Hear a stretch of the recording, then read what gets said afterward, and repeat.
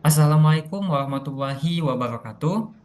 Eh, Selamat datang di demo aplikasi kami.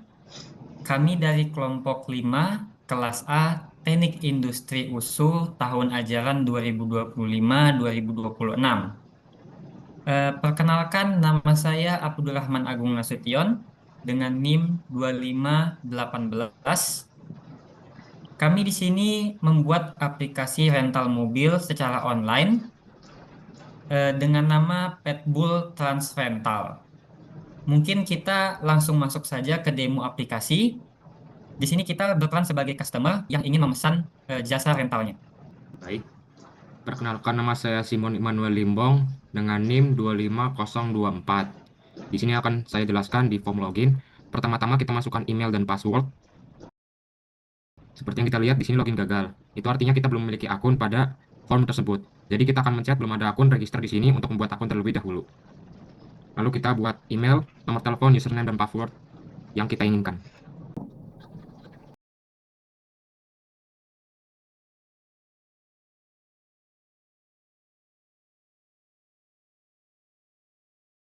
Baik, kita langsung daftar saja. Seperti yang dilihat, registrasi berhasil. Lalu kita pencet OK. Lalu kembali pada user login. Pada user login, masukkan akun yang sudah diregister tadi.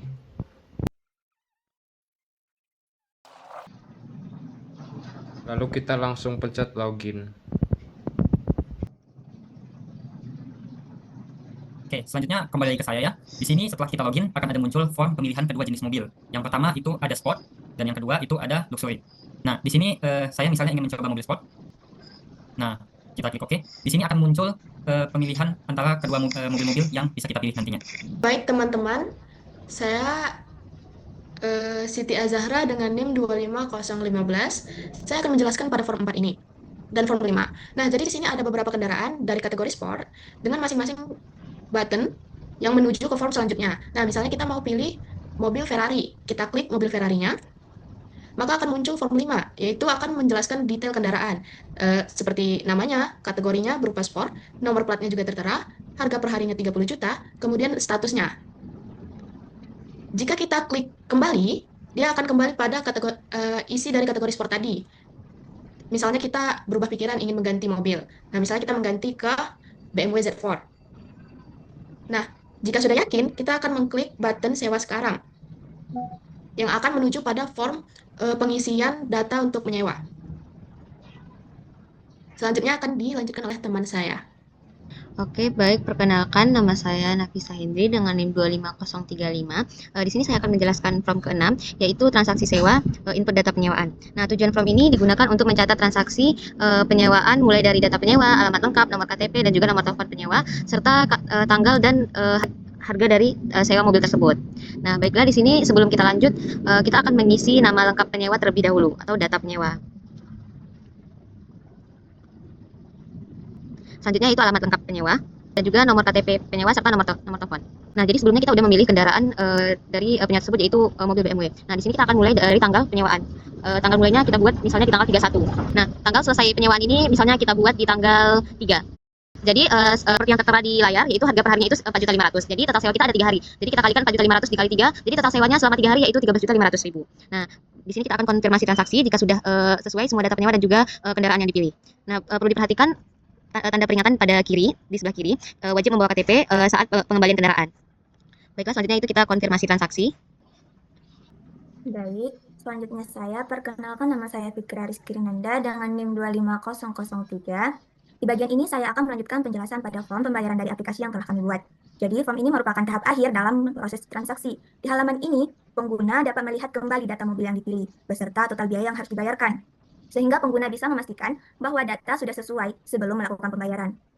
Kalau dilihat dari komponen yang digunakan, pada form ini kami menggunakan beberapa toolbox dari Visual Basic. Untuk menampilkan teks seperti judul, nama mobil, dan total pembayaran, kami menggunakan label. Kemudian untuk menampilkan QR code, kami menggunakan picture box. Dan kemudian tombol konfirmasi pembayaran, itu menggunakan button. Di bagian tengah, form terdapat QR code sebagai metode pembayaran.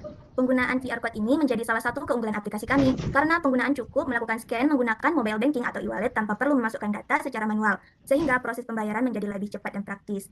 Untuk alur kerjanya, dimulai dari pengguna memilih mobil pada halaman sebelumnya, kemudian data tersebut akan ditampilkan pada form pembayaran yang ini. Setelah itu, pengguna melakukan pembayaran dengan cara scan QR Code sesuai dengan nominal yang tertera. Setelah pembayaran selesai, pengguna menekan tombol konfirmasi pada bagian bawah.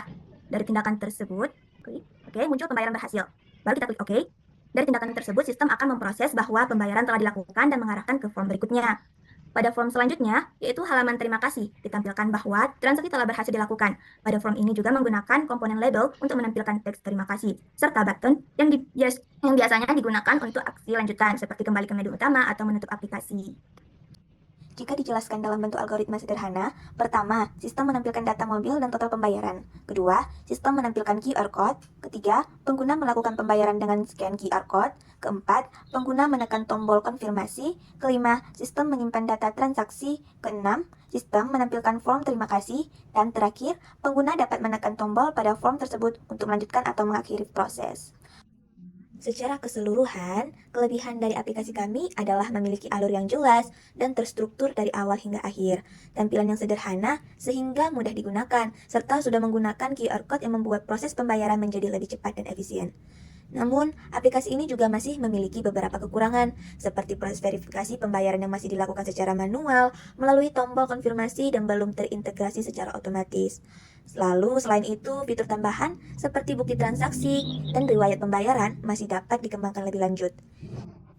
Baik teman-teman, di sini saya akan menjelaskan masing-masing tools untuk setiap form. Perlu diketahui bahwa kami mendesain background-nya itu menggunakan Canva.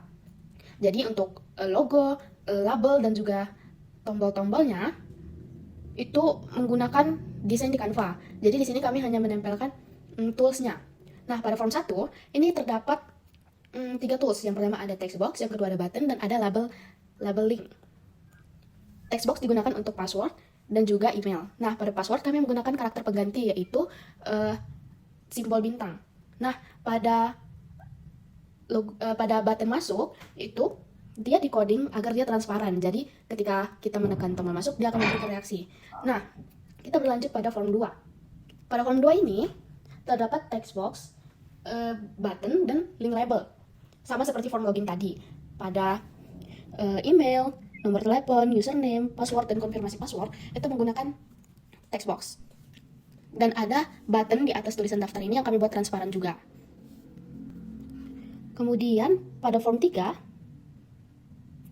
itu terdapat pilihan mobil dengan masing-masing di atasnya ada button yang transparan. Jadi di atas tulisan sport ini ada button transparan, dan di atas kategori luxury ini ada button transparan. Kemudian ketika kita klik akan muncul ke form 4. Nah, pada form 4 ini sama seperti form 3 tadi. Dia masing-masing ada button transparan di atas kategori ini. Kemudian kita klik, dia akan memunculkan form 5. Nah, form 5 ini merupakan deskripsi mobil, yang dimana di sini ada tombol kembali, button kembali, dan button sewa. Sama-sama dibuat transparan.